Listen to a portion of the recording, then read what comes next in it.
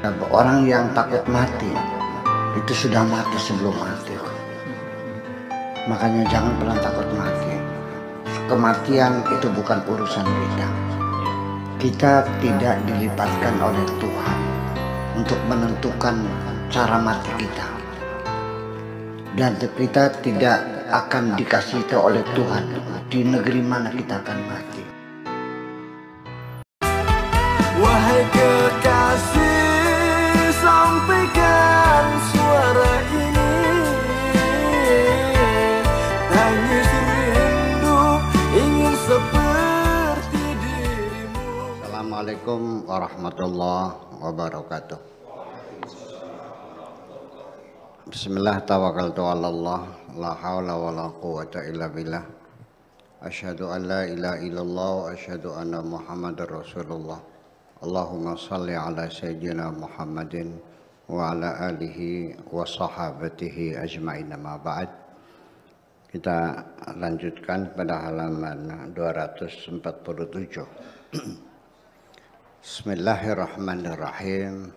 Waihaka, ya, cilakalah kamu, atau bahasa Jawanya koplok gitu, ya.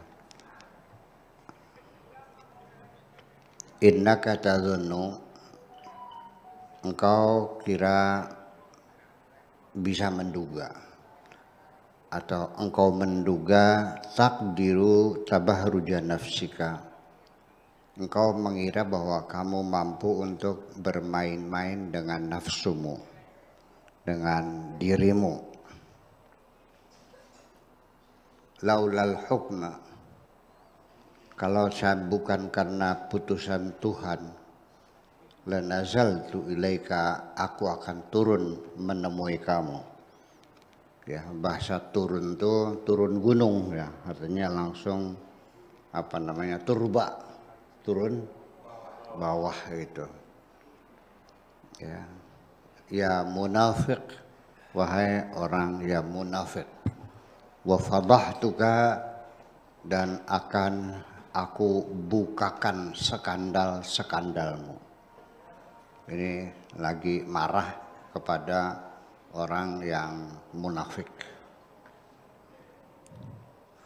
Al-abdu idza arafa Allah, seorang hamba apabila sudah mengenal Allah azza wa jalla, saqatal khalqu min qalbihi, akan berguguran makhluk-makhluk Allah, manusia akan berguguran dari hatinya.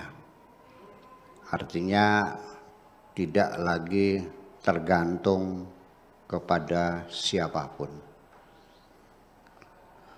tidak lagi mengandalkan siapapun, tidak lagi membanggakan siapapun, berguguran semuanya bagi orang yang sudah mengenal Allah. Watanasaru anhu, dan akan berhamburan pergi meninggalkan dia, orang yang sudah kenal Allah tadi. Kama yatanasaru alwaraqu al-yabisu, seperti bergugurannya daun-daun kering, minasyajarati, dari pohon, fayabqa bila khalqin fil jumlati, sehingga sama sekali tidak ada yang tersisa di dalam hatinya seorang manusia pun, makhluk apapun sudah tidak lagi tinggal di dalam dirinya. Ya'ma an ru'yatihim, matanya sudah membuta, sudah tidak lagi melihat mereka. Wa yasummu an sima'i kalamihim, dan sudah tuli, tidak bisa lagi mendengarkan ocehan-ocehan mereka, min haitsu qalbihi wa sirrihi, baik di dalam hatinya maupun di dalam palung hatinya sudah tidak lagi mendengarkan komentar-komentar mereka. Yang jadi masalah adalah seorang hamba Allah yang sudah mengenal Tuhan, matanya sudah tidak melihat lagi makhluk dan telinganya sudah tidak lagi mendengarkan komentar-komentar mereka. Artinya betapa nyamannya hidupmu ketika engkau sudah tidak lagi memikirkan pendapat-pendapat orang lain tentang dirimu dan sudah tidak lagi menghiraukan komentar-komentar mereka.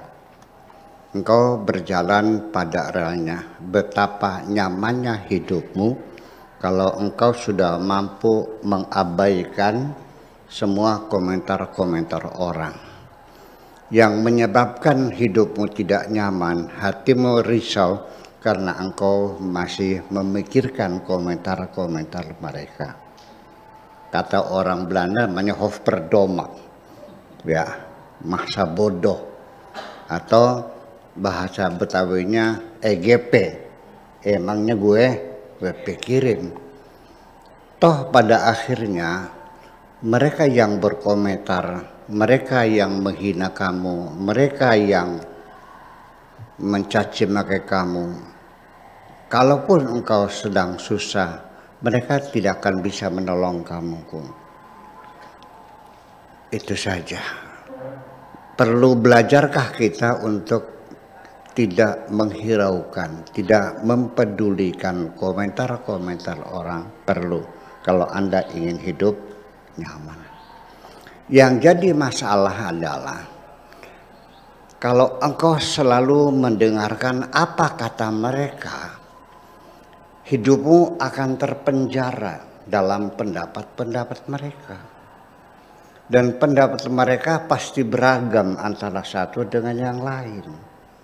Dimana ketika engkau menuruti satu pendapat orang lain, pasti ada pendapat orang lain yang tidak setuju. Dan tidak akan ada habis-habisnya, akhirnya apapun yang kau lakukan, ketika engkau hanya menuruti pendapat mereka, kamu di ujungnya selalu serba salah. Sadar nggak begini dalam hidup bermasyarakat? Nah, makanya di dalam kitab Sufi Al-Syarah Al-Hikam yang masih berbentuk orasan itu, yang bisa dilepas tuh, yaitu kitab kuning yang dibaca di pesantren namanya Syarah Al-Hikam, tapi bukan Syarah Iqadul Himam ya, Syarah Hikam yang biasa dibaca pesantren.